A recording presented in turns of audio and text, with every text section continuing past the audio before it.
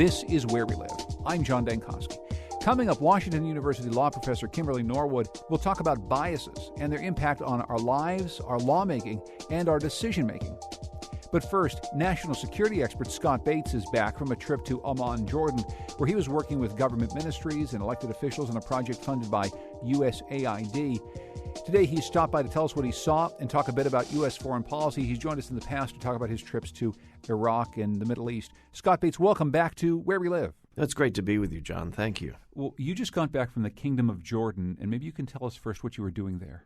Well, sure. John, I was working with leaders and emerging leaders in Jordan, really focusing on public engagement strategies. So that's members of parliament, people that want to run for parliament, women leaders, tribal chiefs, and this was all via some of the assistance provided by USAID, which is U.S. government support, working directly with Jordanian leaders. And for your listeners who I think they already know this, but Jordan's right on the front lines. If you're looking at a map of the Middle East, one border is Syria, the other border is Iraq, and both of those border areas are controlled by ISIS right now.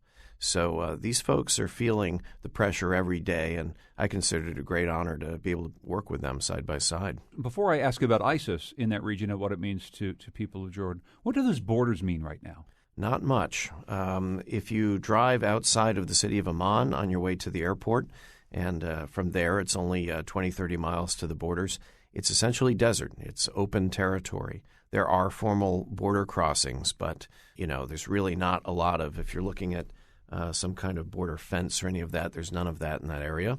And it's fairly fluid, as it has been for millennia beforehand. So I would say your question is really interesting about the concept of borders themselves. And that is the real challenge in the Middle East, because Iraq and Syria themselves are new constructs drawn by European hands. These nation states are very fragile, and the identity of the people in them, if you ask them, who are you? The first thing won't be like here, somebody would say, I'm an American. They don't say I'm an Iraqi, I'm a Syrian, not necessarily. I'm a Muslim, I'm a Sunni and a Shia. I belong to this tribe. I'm from this region. And then maybe you'll get the nationality concept. So when you look at that region, you almost have to kind of erase the borders. Sitting in an office building in Tel Aviv about a year and a half ago, I was meeting with some Israeli strategic thinkers, and I really could sense that I was in the middle of a whirlwind of different tribes and fluid forces in a very complex region, and a kind of eye of the storm sense that I got by being there. That's what's so interesting to me, Scott, and we've talked about this before, but as I've talked to a number of people who've spent time in the Middle East and have studied what's happened just before and just after the various military incursions that the United States has had over there. So you're dealing with borders that were drawn by European hands some decades ago that never really truly defined the people or the places. But then when we went back in, we then tried to make definitions around, say, tribal areas, and we cut up in Iraq into Sunni, Shia, and Kurd without the knowledge that, as you just said, that in a place like Jordan or, frankly, a place like Baghdad, Sunni and Shia have been living next to each other as neighbors for decades and centuries. And that got thrown out, too. And that's another one of these, if not European hands, Western hands, writing a very different current history than what the reality is.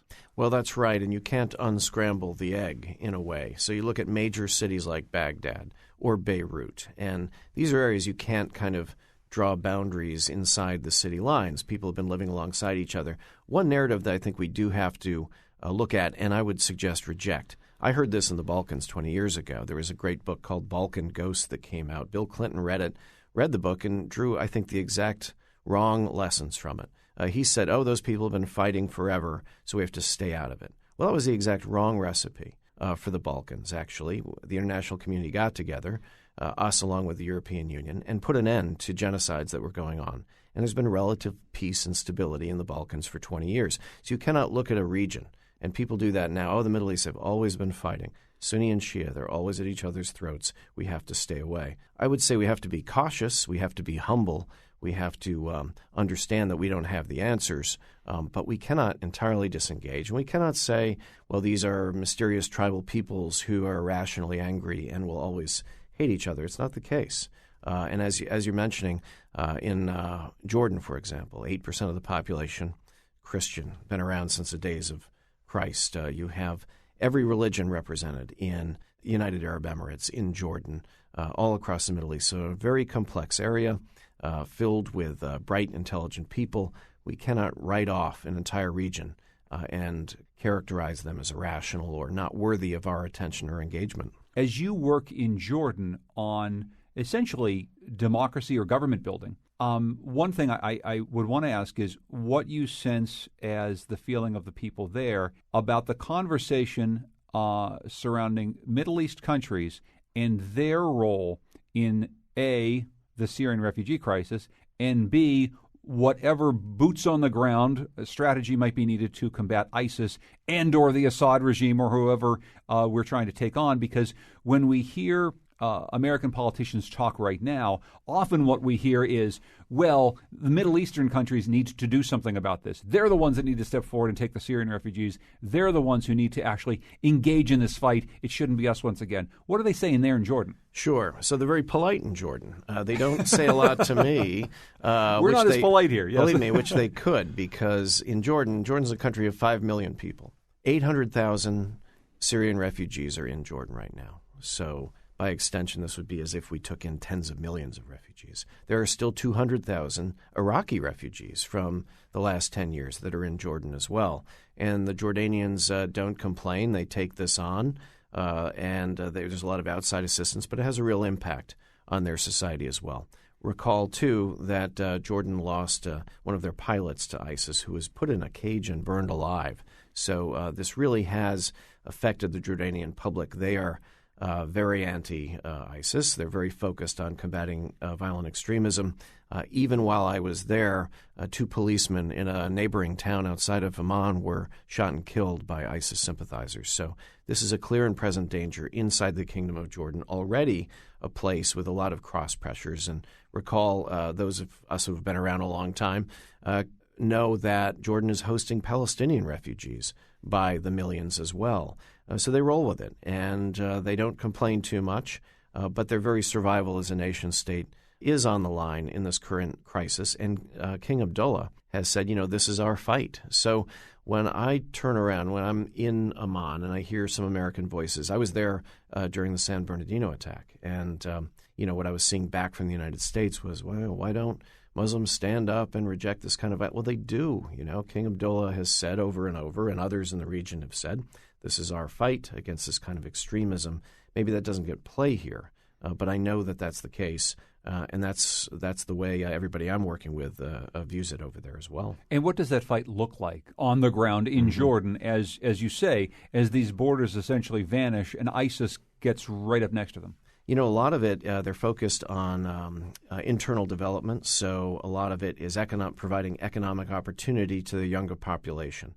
Right now, about 60% of the people in Jordan are under 25. So these folks need a future. And if their government isn't providing them with a voice and with a viable economic future, then there could be trouble.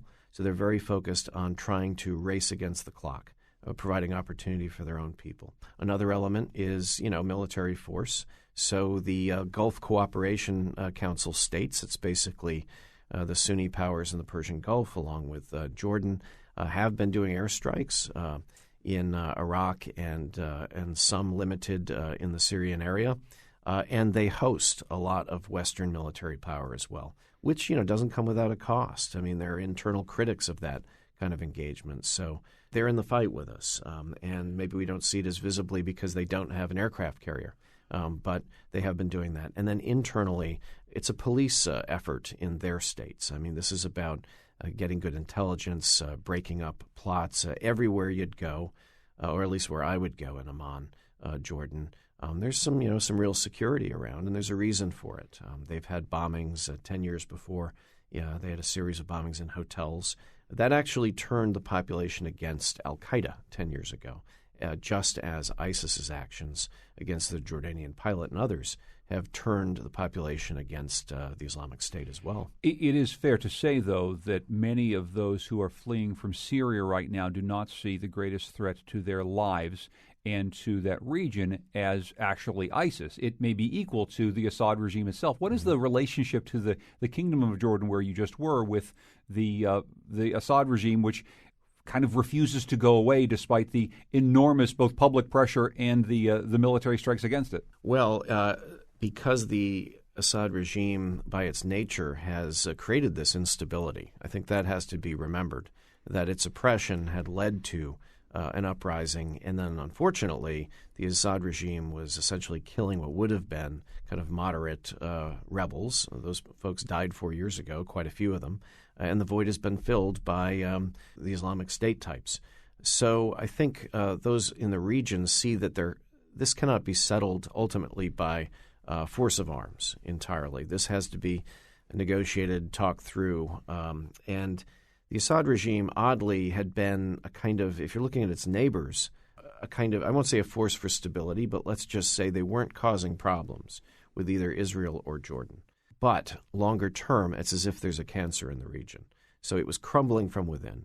And wherever there's that kind of lack of state control or authority, that opens the door for the rise of extremists. And that's exactly what's happened inside of Syria. But longer term, and by longer term, I'm hoping we're talking months, not years now. There has to be a political accommodation. And now you have, of course, all regional powers and some global powers intervening in the region. That has to be sorted, and a political solution has to be worked out. Then I think that's the predicate for military action. That has to actually be the follow-up. There's no peace conference that's going to end this. There's a peace conference followed by, I would suggest, real targeted military action against IS to roll them back, and then probably a stability force, which should have Muslim boots on the ground in Syria. That's been done before in the Balkans and even in Lebanon. Where do those Muslim boots on the ground come from? I think we have to think creatively. So the Gulf states don't have a lot of people, but they have a lot of resources. By that I mean money and weaponry. However, there are other Muslim states that have a lot of people and a lot of trained, capable military units. I'm thinking Pakistan, Indonesia. There are Turkey has some, although there's some historic tension in the region. But I think as part of an international force, it could be under the banner of the Arab League, or it could be under the auspices of the IOC, which is the International Islamic Group that includes Shia nations, too. Do we actually see Pakistan as a helpful player? You know, their military units, if we're talking about ground-level guys, are capable. They have their own challenges internally, but they could essentially export some units. These are, what I'm envisioning is something like, you have, a peace agreement, much like the Dayton Peace Accord, which froze forces in place. I'm guessing that's what will happen in Syria. Assad will be given some face-saving way out. There have to be protections for the Alawite community, rights for the Sunnis who have been denied them so long, rights for the Kurds, a federalized state in Syria, something like that. Let's say that happens. Then the international community is going to have to kind of pony up and pay for a force on the ground that can maintain basic order. That's what's been lacking inside of Syria. And once that's provided, then a society can rebuild itself. You say the international community. The international community includes nations that have recently gotten involved in this conflict, including Russia. I mean, what's the complication of having Russia engaging in airstrikes, having Russia essentially being part of this fight, but not necessarily, at least to this point, being part of what we might see as a Western solution to the problem in Syria? So I think the Russians play a really important role in all of this because they and the Iranians are the only friends of the Assad regime. I think the Russians got into this game to use Assad for leverage. They have their own purposes. So long as their interests are protected, they have a naval base and an air base in Syria. That doesn't have much bearing, frankly, on Western military interests. I couldn't care less if they maintain their bases there. I don't think Western planners are worried about that. But for Russian prestige, that's important. So they got into this fight partly for that, partly to be players at the table. Fine. We need to have some leverage on Assad. I think the Russians can exercise that at a critical moment because without their help, Assad would be in big trouble. So let's hope that Russia plays that important role. And I have a feeling that's what they're in the game for. We're talking with Scott Bates. He's former senior policy advisor for the U.S. House Homeland Security Committee. He's also senior advisor for the Truman National Security Project. We're going to take a break. When we come back, we'll be talking more about security at home in this time of global terrorism and also how all this plays into the presidential race right now. This is Where We Live. This is Where We Live. I'm John Dankosky. Today we're talking about the Middle East and foreign policy as well as domestic security with Scott Bates. He's a former senior policy advisor for the U.S. House Homeland Security Committee. He's also president of Stonington Point Partners and a senior advisor for the Truman National Security Project. He's long been our international affairs expert here at Where We Live, and he's just getting back from Amman, Jordan. I want to talk in a moment about domestic terrorism and how ISIS has projected its influence here in the United States, and also a bit about the presidential race, Scott. But first, you were, as you said earlier, in Amman, Jordan, working on behalf of government building there when the San Bernardino shootings happened. And around that time, there's an awful lot of rhetoric coming from the presidential campaign trail, everything from Ted Cruz saying, and I think I'm quoting him right, about making glass that glows in the dark by bombing ISIS in such a ferocious way, talk about carpet bombing, even nuclear weaponry in this conversation. In Jordan, when you hear that, and the people who you were working with hear that, what do they think? So, it was one of the first things I had to do was to address these outbursts from people like Donald Trump and just quickly say up front, these guys don't represent my country.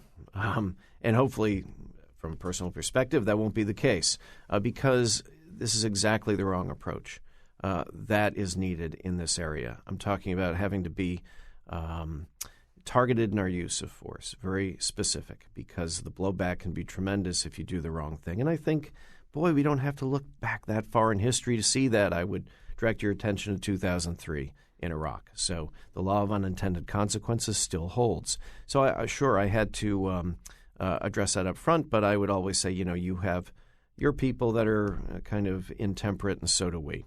And they're very gracious and kind of rolled with it. I think folks that I've worked with in the region, they're glad to see that the U.S. would have an active presence in the region, that would care about their region, want to remain engaged. The thing that was very hard to deal with and very cutting were the comments about barring all Muslims from entering the United States, because this plays into the rhetoric that says that the West is at war against Islam. And it's interesting. I've gone on over 30 missions to the Middle East in the last decade. The words that come up once you're talking with people there over and over again are humiliation and domination when they're talking about their political history. And you don't have to look too far. I mean, for 400 years, the Arabs were put down by the Ottoman Turks. Then it was European domination.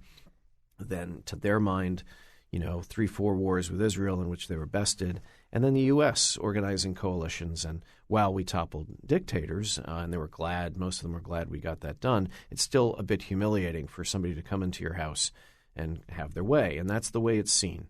Once proud people, then humbled. This goes into the ISIS narrative and previously the Al-Qaeda narrative. And they say, we're the only pure ones of pure heart who can restore our honor and so forth. And it's a powerful narrative. I think we've seen that. It's been enduring since 2001 against a great force of arms by the West in a global coalition. So, working with folks there, I think that it's unfortunate that I have to spend time pushing back against the more ignorant voices here at home.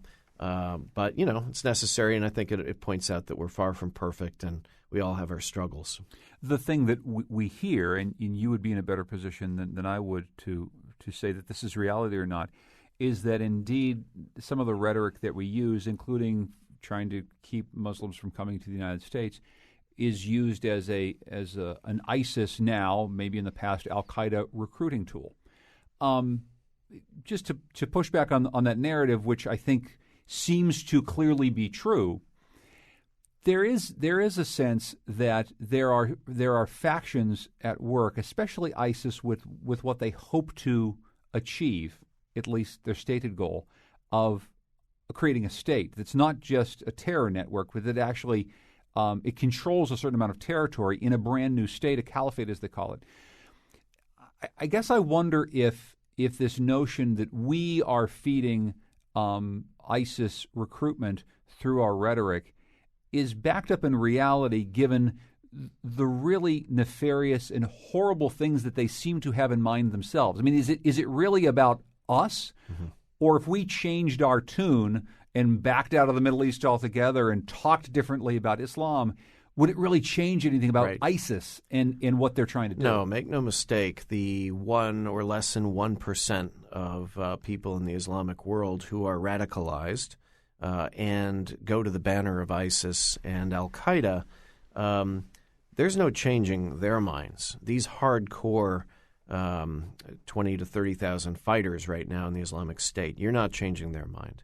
The real battle is for the broader audience so that we don't play into the narrative that they're spinning, so that the unemployed young man in Amman, Jordan, looks around him and he says, well, IS, you're full of it because you've got nothing to offer me and you're chopping people's heads off, and you say the West wants to dominate and humiliate us, but in fact they're helping refugees inside of Jordan, they're taking them in, and they're helping fight back. And so that's really, you're right. It's not like if we just said, we're going to back away from the region and we're going to do all these mea culpas, and would that make it all right? No, I expect that IS, that Al-Qaeda, they would still try to hit the U.S. homeland. They would still try to hit American interests and attack our allies and oppose our values at every turn, because what we represent is antithetical to what they want to achieve. So, no, there's no conciliation that's possible with that kind of enemy, but we absolutely have to be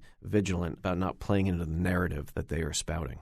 I want to talk for a moment about domestic acts of terrorism and what we can do to guard against that here in the United States. But getting back to the refugee crisis, what is your sense of how Europe and how America has handled this notion of tens of thousands, maybe millions of people fleeing a terrible conflict and needing to find a place to call home? Sure. So I don't even have to look to where Europe is. I can look to Canada. Our neighbor to the north has just taken in 10,000 Syrian refugees, which is, by the way, the total that we're talking about taking in. We're 10 times bigger than Canada, so they're stepping up on that issue. I think with Europe, Chancellor Merkel has taken in 800,000 Syrians. Is there a risk, that 1 out of 100,000 might be a bad apple? Yeah, of course. There's also, the risk that people that are already here, as we have seen, are deranged or subject to that kind of lunatic philosophy. Here's what we have to ask ourselves. Are we being true to our values in a time of crisis? That's when your values matter. Are we going forward with courage and conviction and not reacting out of fear? I find it hard to believe that this country that in the last couple generations defeated the Nazis, faced down the Soviets, went through the Great Depression, we're resilient. We always bounce back. And end of the day, this threat is real, but it's easily bested. And it'll be persistent, but it's something we can manage. And, we will destroy their capacity to inflict grave harm on this country. I think we're doing that as we speak. Will there be incidents in the future? There may well be. I think we have to be prepared for those. But we don't give away our liberty and trade in our values. That's exactly the victory that they're looking for. Considering all of that, though, the threat that ISIS poses now, that I assume in some ways is similar to the threat that Al-Qaeda posed, is that you will have 2, or maybe in this case now 3, radicalized individuals in a place in California that no one's paying any attention to, who are going about their day-to-day lives and aren't being closely followed as terror suspects, that can then unleash an enormous amount of damage in a small period of time, and more importantly, make us have to completely rethink our security systems once again, completely rethink how we are dealing with the threats of terrorism here at home. I guess I'm wondering if there just is a worry that there's something new in the way that ISIS is recruiting and infiltrating homes and communities in America that we should be a bit more worried about than we are. Sure. Well, first of all, I'd say that since 9/11, we've invested hundreds of billions of dollars in Homeland Security, about $40 billion a year over the last 12 years. That has actually been working because we have not seen the spectacular attacks against the American homeland. We've been able to disrupt any kind of big long-term planning that's led to that. So the kind of San Bernardino attack is really an admission of failure on the part of IS and Al-Qaeda. They have not been able to organize massive attacks on the scale that we saw at 9/11. That's little comfort, obviously, to those of us who feel a new kind of threat. I can say, I was in Boston a couple nights ago with our 9-year-old son and my wife going to see, the Nutcracker. So we're in a theater. What does he say to me? Could terrorists come in here? He watches the news periodically or hears from his friends. He knew about Paris, and I had to talk him through. Yeah, but. And I said, look, the chances of that are like getting hit by lightning 5 times in a row. And I said, and here you saw the guys outside checking and so forth. And so unfortunately, we have to live with these kind of threats. I think it's important to take necessary precautions and have a conversation with our sons and daughters, which we're doing now. And we also talk with our son about the importance of taking people in who are fleeing the likes of the Islamic State. So, we live in such an interdependent, close world, and it sounds like a cliche, but, the days of Fortress America are over. And we get a lot more by being plugged into the world than we do by building a 20-foot wall. And by the way, those are always circumvented. So the way we best guarantee our security is close cooperation with friends and allies, conversations here at home, reaching out to friends and neighbors, and will there be real attacks and real threats ongoing? Sure. But the kind of spectacular events we saw at 9/11, hopefully those aren't on the agenda, and we can kind of manage this kind of threat to the United States. I just want to ask you one last question, and bring it back to the start of our conversation. You just returned from Jordan. This is one of many trips that you've taken to the Middle East to work on democracy building and government building. When was the first time you did that? How long ago did you start that work? In 1999, I was in Kosovo in Eastern Europe, and I worked with it was interesting. First, they were rebel leaders, and they converted to being political party leaders, and so I got to work with them, and then they created their first parliament, and I was able and honored to work with them then. When I remember meeting one fellow, and he said, "I'm a committee chairman. I've never been in a committee. I don't know what that is." And so I would bring in, it's just not me, it's U.S. government programs, bring in foreign leaders who have been there, done that. So Latvian members of parliament. Or I had a guy from the UK named George Osborne, who now is Chancellor of the Exchequer. He came in and talked about what a finance committee does. So it's peer-to-peer, and it's not just Americans. It's us bringing talent and expertise from around the globe and saying, you're not alone, These are the struggles. So in Eastern Europe, it was about communist transition and post-war conflict. We brought in people from Northern Ireland to talk with, Serbs and Albanians about communal violence and how to overcome that legacy. And I've worked in Iraq, in particular with people, colleagues that I worked with who are Kosovars, who are Bosnians, who could then, one of my Bosnian colleagues, is missing a limb. And he's able to say, look, guys, I know it's difficult. And, I know what it's like when you have your neighbors committing violence against you. So what is the thing, after all these years of doing this, that you know now that Scott Bates 1999 just would be surprised by? The thing that you've really learned out of all of this stuff? Sure. Well, the need for patience and humility. That in Kosovo, we had tremendous international resources at hand. The European Union was paying for 85% of the mission. The United Nations was engaged, and the U.S. government as well. And the U.S. was seen as a kind of savior of the Kosovo Albanian people. Even with all that leverage, we achieved limited results. But as I like to say over there in Kosovo, it was an absolute, Rube Goldberg contraption of international engagement and incredibly wasteful, yet it ended a genocide, it created stability, and it's the best that we could do. And I think if you're looking at the Middle East, it's what I've learned absolutely is a need for humility and perseverance. And I look at people like Trump and others, and they don't have perseverance. They are as if petulant, reacting in a petulant fashion, wanting instant results. And, that's not grit. That's not determination. That's not maturity.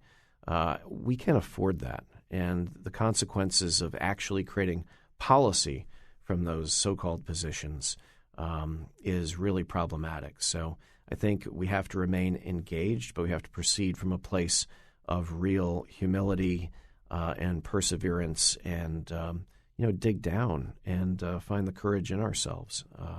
And that means us here at home. That means standing up to bigotry at home when we hear it. And when you hear fear, not mocking it, but addressing it in a forthright way and acknowledging fears of our neighbors, but talking about what's important to all of us. Scott Bates is a former senior policy advisor for the U.S. House Homeland Security Committee. He's also a senior advisor for the Truman National Security Project, president of Stonington Point Partners, an international strategic communications firm which is based right here in Connecticut. He was good enough to join us in our studios after a trip to Amman, Jordan recently. Scott, good to talk to you once again. Thank you very much for your time. Thank you, John. We have to take a break, and when we come back, we'll take a deeper look at the origin and the nature of implicit bias with Washington University law professor Kimberly Norwood. This is Where We Live. This is Where We Live. I'm John Dankowski. Coming up on tomorrow's program, it's the 2015 finale for our weekly news roundtable, The Wheelhouse. And what a year it's been. From the unlikely return of Bridgeport Mayor Joe Ganim to ongoing discussions about a new casino, the news kept us on our toes. So we'll recap not only the week's news, but the year's news stories with our panel. You can join the conversation with some of the stories that mattered most to you coming up on tomorrow's Where We Live. Today, we're going to take a look at biases, including where they come from and how they affect important decision-making processes in schools, in law enforcement, in politics, and beyond. Here to talk more about this is Kimberly Norwood. She's a Washington University law professor and author of the forthcoming book, Ferguson's Fault Lines, The Racequake That Rocked a Nation. She was recently in Hartford speaking with local leaders at the Legislative Office Building. Kimberly Norwood, welcome to Where We Live. Thank you for having me. Now, we obviously got a chance to talk at the state capitol, but there's so much more that I want to get through. Let's start here, though. When we talk about bias, where do our biases come from? I mean, at what stage do we start to actually notice differences in people and begin to develop bias? I have done some research in this area, and I do know that it seems as though we are born with biases. I mean, they certainly have tons of data to support that babies as young as 6 months, for example, notice skin color. And by 30 months, they have a preference for their own skin color over others. So that is a strong indication that things are happening very early. I've read a ton of work saying that biases are really sort of designed to protect us. There's so much that is thrown at a person just walking down the street. And so in order for us to function, we can't digest every single thing before we make a decision. So our mind automatically categorizes stuff. If some car is coming down the street towards us really fast, we don't wonder and think about, well, maybe he's going to turn, maybe he'll stop. We naturally get out the way very quickly. So biases are, from what I understand, a part of our DNA. We cannot get rid of them, and they were actually designed to protect us, help us function. And so the question that we struggle with in society today, though, is how do we reduce negative biases? How do we make decisions in a more paced, thoughtful manner before we actually automatically let the bias control? Because sometimes it is not helpful and it's actually harmful. Negative biases and just false biases, biases that are imposed upon us maybe over the course of years. We learn from growing up a certain way that certain people act a certain way, and then we react years and years later, maybe unconsciously, to someone who we see that is different from us. And that can be, obviously, as we see over and over again in society, a very harmful thing. Absolutely. I mean, I continue to think about, for example, George Zimmerman's testimony about Trayvon Martin, right? When he called the 911 operator, he said, there's a very suspicious-looking guy walking around here. And what is that based on? Nothing, actually, right? He just sees a black male with a hoodie, and automatically, this is a very suspicious guy, right? And then he says something to the effect, I'm tired of these people always getting away with this. They always get away. And again, so he's projecting stuff that he has onto this particular individual who's walking down the street, and that ended up costing a life. When we make these projections in everyday life, they thankfully aren't always ending in terrible tragedy for people. But as we've seen over and over again, when police or authority figures make some of those same split-second bias-based decisions, it really can cost people their life. Obviously, this is one of the things that you've been following quite closely over the course of your career in the last year and a half, but how important is it to teach some of these things about bias and what they really mean to people in authority, and specifically people who are holding weapons every day? With police officers in particular, people say all the time, police officers are under tremendous stress. They have to make split-second decisions. And I get that. I can't even imagine how difficult it is to be a police officer and to be in those shoes. But time and time again, with the advent of social media and video, we see police officers taking time, pausing, exercising discretion when it comes to white suspects, and acting a lot quicker when it comes to black suspects. And I think that is because of the same thing that George Zimmerman believed, that somebody who has brown skin is automatically a threat. I cannot believe, for example, the 6-hour wait for deer in the Planned Parenthood case, and you compare that to the 6 seconds that Laquan McDonald was given. 6 hours versus 6 seconds. And so people say, well,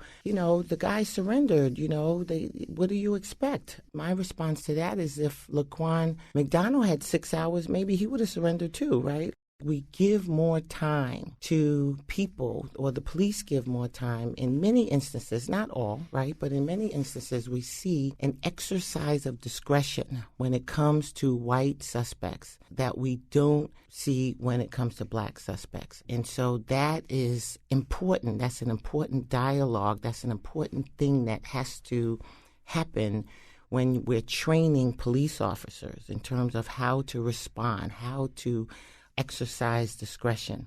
We had an incident within the last several months here in Connecticut in which a white University of Connecticut student got into a profanity-laced tirade over his inability to get the lunch that he wanted. He wanted mac and cheese. Yes. And he was screaming at this poor guy who was running the mess hall there, and people were standing around and watching. And this video, it goes on for 9 minutes, and he's screaming and he's yelling, and eventually he's taken out. But the interesting thing that was noted by myself and many, many other people who watched it was this was around the same time that we'd seen the video of the young girl getting dragged out of a school classroom by a guard by her hair, a black girl. And you think to yourself, my goodness, if this young guy who'd already had incidents like this prior in his life at other schools had been African American, I can only imagine that he would have been immediately surrounded by security guards and maybe others and treated much worse than this kid was.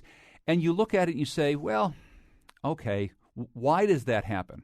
And what can we do about it? So the why does it happen gets back to our biases and the way everything seems to work in America right now. But the question is, what do we do about it? How do we make it so that doesn't happen to the girl who gets dragged out of the school really in a 2-strike situation or maybe a 1-strike situation, and that maybe the white kid doesn't have quite so long a leash to be able to scream at people. What needs to change? The white kid does have a long leash. Yeah, well, exactly. That's yeah, what I'm saying. Yeah, maybe that we shorten that leash on him a little bit, and that we make sure that the justice is equal for all. Right? Yeah, I don't know that I want to bring him closer to the South Carolina incident. Right? Yeah, my preference would be that A, police wouldn't be in schools, and B, if you're going to have some sort of security in schools, that they need substantial training, proper training that includes these implicit bias issues, that includes cultural competency issues that are done on a regular, consistent basis, so that we're not doing it on a 4-hour session and you check it off and it's done.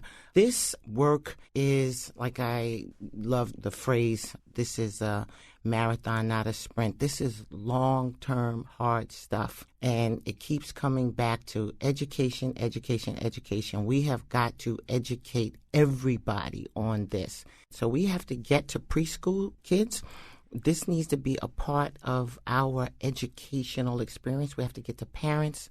We have got to retrain these police officers, these security guards. We have to retrain teachers. I don't know what teachers go through, right, to become teachers. I don't know what you need to become certified. But cultural competency isn't in there. Implicit bias work isn't in there, and it needs to be in there. because we have documented evidence throughout our country in all facets of life. Mentoring, hiring, promotions, salaries, healthcare. We're seeing harmful implicit biases work against people. And so this is like a massive deal, right? And so you look at this and you're like, oh my God, this is too big.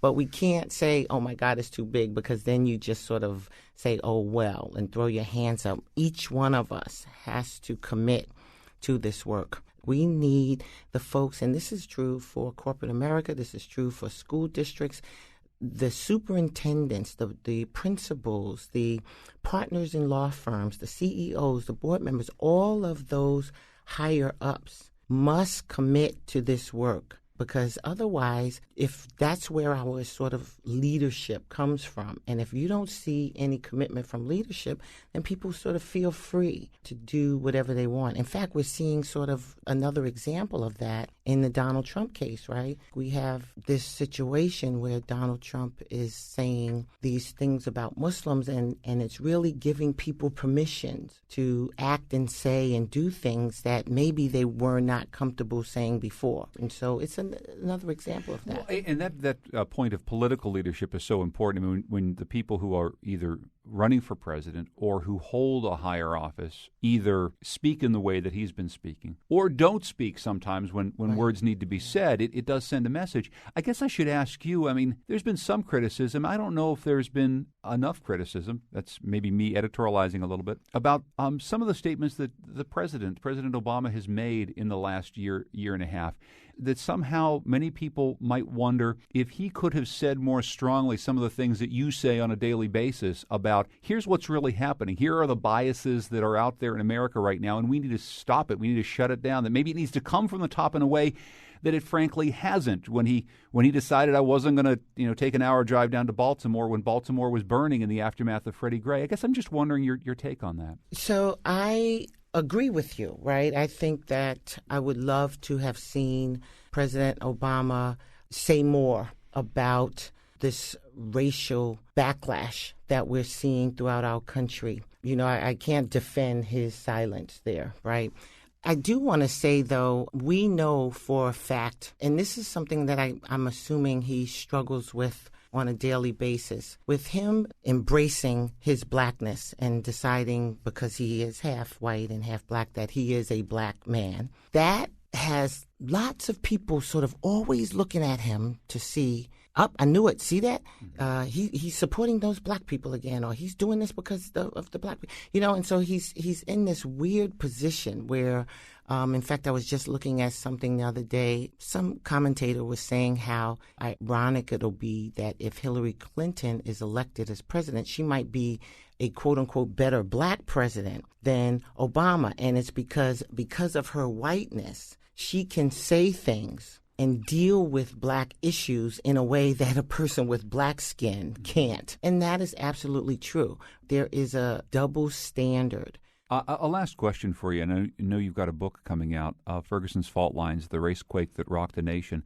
What do you think you and we have all learned since Ferguson, if indeed we've learned any big lesson out of this last year since those events? I didn't learn anything. I don't think, and this may sound stereotypical, but what we saw happen in Ferguson, what we learned about how black and poor people are policed, these are stories that black people have been talking about for decades, hundreds of years, actually. So many of us didn't learn anything. This was confirming for us. This is the same old story. This is the same old story, right? This time we have video in a lot of cases. We did not in the Michael Brown case, but we certainly have video in other cases. And so now you have groups of people saying, gosh, when did this start? Like, my God, this is, and we're saying, no. This has been going on for decades and decades and decades. We've been talking about this. My father talked about this. My grandfather talked about this. His father talked about this, right? This is not new, right? But because of social media, right? Because of video, because of cameras, everybody is now seeing this. So the world is learning for the first time, really. Oh, yeah, that does happen, right? And so that is new for the world, but not necessarily for communities that have dealt with this for many decades. The thing that I worry about, though, is it is clear to me, and I don't think the world knows this or believes this yet, but it is clear to me that Ferguson is one tiny example of a whole lot of other Fergusons waiting to happen.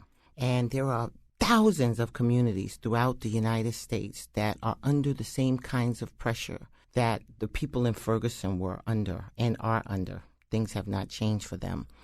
And it's, one day there's going to be another explosion. And so I am hoping that we actually, not only the world, not only see, wow, this actually does happen, but wow, this is happening. We need to do something. We've got to help people with housing, with health care, with jobs, education, right? There are all kinds of pieces that are contributing to this tension and stress and ultimate explosion if we don't act. And as you said earlier, though, too, just in more simple ways and everyday ways, think about the biases that we have. Think about the ways in which we say things so that maybe when explosions happen or when difficult things happen, we have better reactions to them. We understand how to deal with them a little bit better, because I think that's a big piece of it. When things happen and then the media prints a story that then is more inflammatory, it seems to set the whole cycle in motion again. And if we can at least learn a little something and change some small pieces of behavior, it might help a bit. I would like to make two comments to that.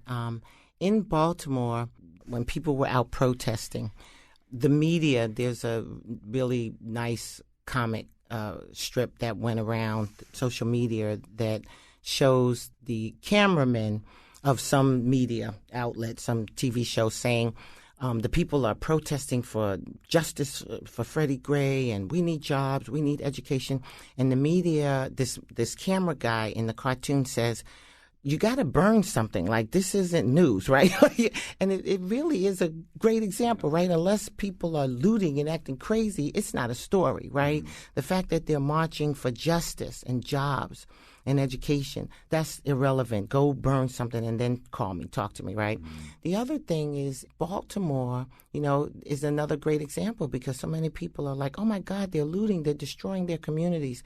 Our society destroyed the community, not the looting, right? Because of white flight, because of the pulling out of businesses, because of the horrific education system, right? All kinds of pieces contributed to the destruction of that community long, long before that looting occurred. So we need to really look at this bigger picture and be honest, and not just say, oh, my God, they blew up a store and that's, look at those guys. That there's a lot of stuff behind that we're not being honest about. And I dealt with this same thing a year after Michael Brown's death. In fact, NPR called me and I did a short interview with them. And the guy who interviewed me said, it's a year later and people are out there protesting. What's up with that? Like, it's a year later. And I said, yeah, it's a year later. And people are still protesting because guess what? Nothing has changed for those people, right? That people still are out of jobs or underemployed. The police are still ticketing like crazy, and the bail system is still in place, and bonds and cash bonds, and education system is still messed up. So you say it's a year later as if they should have grown and matured, right? No, the system that they live in is still the exact same. So they're still frustrated, and it could still explode again if something is not done. The book that's coming out soon is Ferguson's Fault Lines, The Racequake That Rocked a Nation. Kimberly Norwood is professor of law at Washington University School of Law, and she recently visited Hartford to speak at the Legislative Office Building. Professor Norwood, thanks so much for joining us. I appreciate it. Thank you. This has been great. Our program is produced by Lydia Brown and Tucker Ives. Our technical producer is Kyone Wolf. Our digital editor is Heather Brandon. The executive producer of Where We Live is Katie Tolarski, and our intern is Nate Gagnon. You can continue our conversation on our website, wnpr.org/wherewelive. I'm John Dankosky. Thanks for joining us.